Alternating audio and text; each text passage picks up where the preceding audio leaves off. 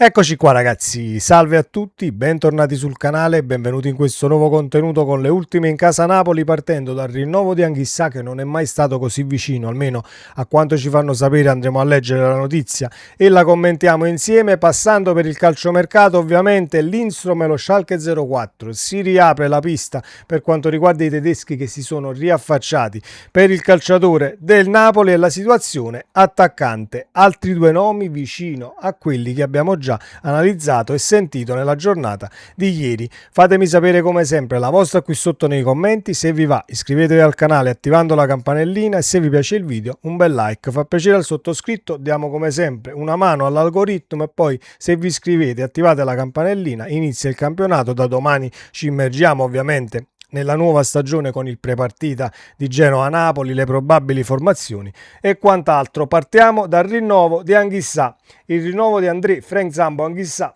con il Napoli sembra ormai entrato nella sua fase decisiva, con le parti più vicine che mai ad un accordo definitivo. Come riportato dal Mattino, il centrocampista camerunense è pienamente consapevole del proprio valore all'interno dello scacchiere azzurro ed è convinto di meritare il prolungamento contrattuale di primo piano. Nonostante la distanza tra domanda e offerta si sia assottigliata ovviamente in modo significativo, sappiamo che hanno chiesto 6 milioni all'anno netti per 3 anni, il Napoli è arrivato a quasi 5 milioni almeno stando alle ultime notizie. La quadra bisogna trovarla e ci arriviamo perché bisogna per forza trovarla, ci arriviamo anche per il perché. Si tratta degli ultimi tasselli economici e burocratici da incastrare per blindare un elemento centrale del progetto tecnico. La sensazione generale resta comunque di grande ottimismo, il clima di collaborazione lascia intendere che la chiusura dell'operazione sia ormai solo una questione di tempo. Partiamo da una situazione principale, ovvero leggo in giro: vabbè, ma teniamo Anghissà, poi va in scadenza a gennaio, si accorda, abbiamo Foloruscio da poter inserire. Non abbiamo Foloruscio da poter inserire perché deve andare via un centrocampista per far entrare un centrocampista, quindi non puoi tenere in primis Anghissà in rosa e punti su Foloruscio e te lo tieni. Non ci sono posti nelle liste, anche perché se vuoi fare l'attaccante, il difensore l'hai fatto. Sappiamo benissimo in che acque navighiamo per quanto riguarda le liste, sono scritte anche qui dietro, quindi non si può puntare su Foloruscio se resta Anghissà in scadenza. Assolutamente non si può fare. E poi, punto secondo, non puoi permetterti di vivere una situazione del genere durante, l'annata e il campionato. Saprai che Anghissà poi va in scadenza a gennaio, ad esempio, se non lo rinnovi, e allora da gennaio poi a giugno ti ritroverai nella solita situazione che abbiamo già visto sia in casa Napoli ma anche in altre società. Calciatore che comunque la gamba non la mette, non rischia perché non si deve far male, è sul mercato tra virgolette da gennaio in avanti e quindi ti troverai questa patata bollente da dover gestire. Non è assolutamente il caso e quindi fare il rinnovo di Anghissà per stare tranquilli in questa stagione che sta per iniziare. Detto questo, il calciomercato, anche se girano ancora le stesse notizie, c'è questa news su Lindstrom. Sempre secondo quanto riferito dal Mattino, il mercato estivo non conosce pause. Giovanni Manna continua a lavorare per trovare una sistemazione a diversi calciatori. Tra i nomi ancora in bilico c'è quello di Lindstrom, attaccante del Napoli, già protagonista di un pressing insistente da parte dello Schalke 04 nelle scorse settimane. Sappiamo che era dello Schalke 04 quasi. Mancava qualche piccolissimo dettaglio, poi per via degli infortuni interni allo Schalke 04 hanno virato su una strategia diversa per quanto riguardava il mercato. Adesso si sono rifatti vivi. Secondo quanto riferito dal Mattino, il club tedesco avrebbe riacceso i contatti con gli agenti del giocatore danese. Lo Schalke 04 si è rifatto vivo con gli agenti di Lindstrom, annuncia il quotidiano partenopeo, ricordando la trattativa che era sembrata un passo dalla conclusione all'inizio di agosto che invece era naufragata all'improvviso. Ora, a distanza di poche settimane, la situazione potrebbe cambiare. Il ritorno di fiamma dei tedeschi riapre uno scenario che sembrava chiuso e offre a Manno una nuova opportunità per sfoltire l'organico in vista della prossima stagione. Sappiamo e precisiamo che va via Lindstrom, non è che puoi prendere un esterno a destra e non è una situazione di liste, è già fuori di per sé. Resta da capire se questa volta le parti riusciranno a trovare l'intesa definitiva. Il giocatore è attualmente fuori dalla rosa di Massimiliano Allegri. Ricordiamo che la prima trattativa che era quasi in conclusione, se non vado errato, tra un 5 milioni più un milione di bonus, comunque non arrivava a 7-8 milioni al massimo, se non vado errato, ma vedremo poi le cifre della nuova situazione nel caso lo Schalke 04 questa volta affondi il colpo. Detto questo, l'attaccante l'ho messa ovviamente come ultima notizia, ma non per importanza, perché c'è da soffermarsi un tantino. Sempre sul mattino, il Napoli non molla la presa su Gabriel Jesus. La dirigenza azzurra continua a lavorare intensamente per portare a Castelvolturno l'attaccante brasiliano, considerato uno dei profili più interessanti per rafforzare il reparto offensivo. È la prima scelta, l'abbiamo capito. Tuttavia, il nome dell'ex Arsenal e Manchester City non è l'unico a finire sotto la lente di ingrandimento del club partenopeo.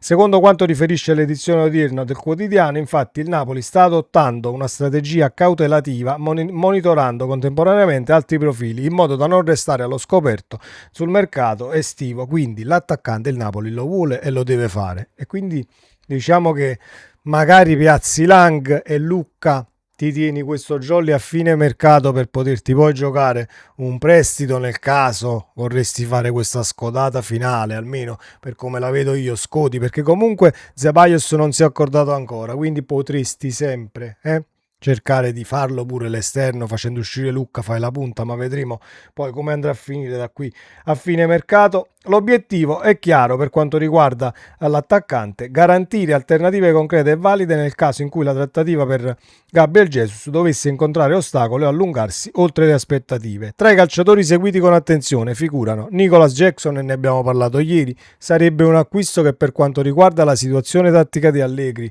secondo me si sposerebbe molto, ma molto bene. Poi c'è chi dice in Serie A farebbe i buchi a terra, dobbiamo sempre vedere poi trapiantato in un altro campionato che possa essere la Serie A, più forte o meno forte. Ci sono tante variabili per quanto riguarda un calciatore: l'ambientamento, la città, il gruppo, la squadra, i compagni, il mister e la situazione tattica da poi eseguire in campo. Quindi non è solo fai buchi a terra in Serie A, perché poi la Serie A è inferiore alla Premier dal punto di vista di entrate, spettacolo, eccetera eccetera eccetera. Comunque, i nomi che sono usciti da affiancare a Nicola Jackson sono quelli di Sebastiano Esposito e Moise Kean. Sebastiano Esposito pronto a lasciare il Cagliari, entrambi rappresentano un'opzione di mercato. Nicola Jackson e Sebastiano Esposito, a Moise Kean ci arriviamo, potenzialmente spendibili per aumentare la concorrenza e la qualità in avanti. Ma non finisce qui. Contatti con la Fiorentina per Moise Kean. Sempre secondo la ricostruzione ovviamente del quotidiano napoletano, sarebbero stati presi contatti anche con Fabio Paratici per tentare di strappare Moise Kean alla Fiorentina. L'ex Juventus, attualmente in forza ai viola, rientra nella lista dei possibili rinforzi valutati dalla società azzurra. Su Moise Kean non ci siamo solo noi, e non siamo arrivati adesso solo noi. C'è un bel po' di caos, perché secondo me è una situazione che potrebbe portarsi fino a fine mercato, per poi il migliore e chi riesce a sfilarlo alla fine sul photo finish acquista il calciatore. Potremmo sicuramente inserire Lucca nella trattativa, la Fiorentina comunque accetterebbe un attaccante per un altro attaccante, quindi esce Moise Kean, inseriamo Lucca, magari sarebbe la migliore operazione di questa sessione di mercato. Ovviamente se la porti a termine avresti Højlund e Moise Kean da schierare prima punta.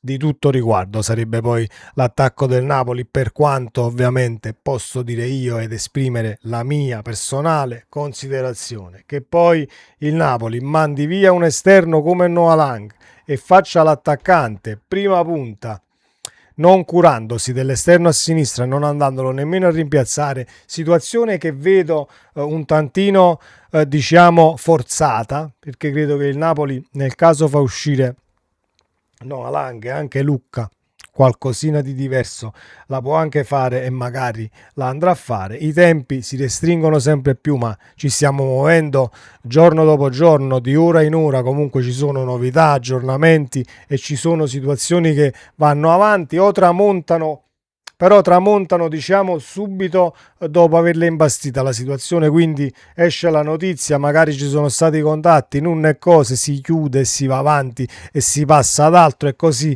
che ovviamente per tempistiche, per ciò è dove siamo arrivati adesso per quanto riguarda il mese di agosto e il campionato che inizia, è l'unica soluzione possibile. Non puoi metterti a ricamare su trattative che poi avresti dovuto iniziare un mese fa, eccetera, per trovare la quadra con qualcuno, però magari arrivare a Moise Kean della Fiorentina. Per me, tra Gabriel Jesus, Nicolas Jackson, Sebastiano Esposito che abbiamo messo comunque in questa lista, hanno messo il mattino in questa lista, e Moise Kean, la mia classifica sarebbe Moise Kean, Nicolas Jackson, Gabriel Jesus ed Esposito come ultimo, ma non perché io non credo al calciatore che adesso milita al Cagliari, attenzione, è perché serve, un attaccante che possa fare la staffetta con Højlund, non perché Højlund si fa male Højlund e devo avere chi entra, no, devo avere chi gioca una partita e chi ne gioca un'altra, quindi pronto, fatto, finito e con una discreta esperienza europea, senza farsi tremare le gambe in qualche campo comunque complicato, difficile in Champions League. Moise Kean comunque tra nazionale e Europa qualcosina la giocata, qualcosina la può dire, e quindi sarebbe un profilo molto ma molto ben accetto, anche perché le caratteristiche sarebbero importanti per quanto riguarda Allegri e il suo calcio. Detto ciò, fatemi sapere cosa ne pensate, sempre Forza Napoli, ci vediamo nel prossimo video che arriverà domani, il pre-partita di Genoa-Napoli, quindi se volete iscrivetevi e attivate la campanellina così non vi perdete assolutamente nessun contenuto. Forza Napoli sempre, ciao!